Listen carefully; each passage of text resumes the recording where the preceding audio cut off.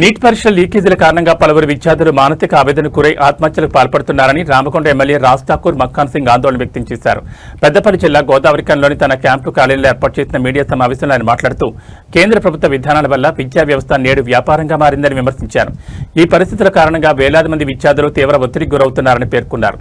విద్యార్థులు ఎట్టి పరిస్థితుల్లోనూ ఆత్మహత్యలకు పాల్పడవద్దని, సమస్యలను ధైర్యంగా ఎదుర్కోవాలని సూచించారు.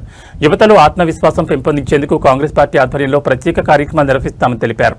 అలాగే ప్రధాని నరేంద్ర మోడీ విధానాల కారణంగా అన్ని వర్గాల ప్రజలు ఇబ్బందులు ఎదుర్కొంటున్నారని రాజ్ ఠాకూర్ మక్కాన్ సింగ్ ఆరోపించారు.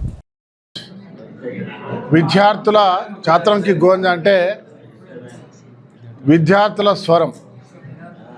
ఈరోజు భారతదేశ వ్యాప్తంగా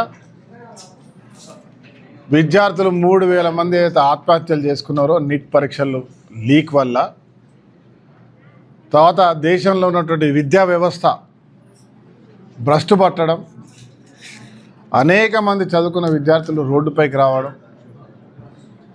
అంశంపై ఇవాళ తీవ్రమైనటువంటి పేపర్ లీక్ల ద్వారా జరుగుతున్నటువంటి అన్యాయానికి దేశవ్యాప్తంగా ఆందోళన కార్యక్రమం చేశాం.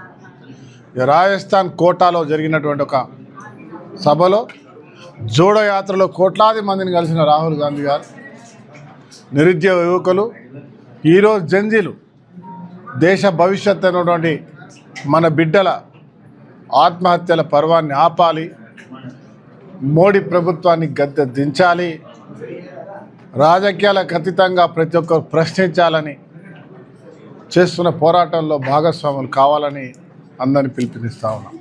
సరిపోతుంది.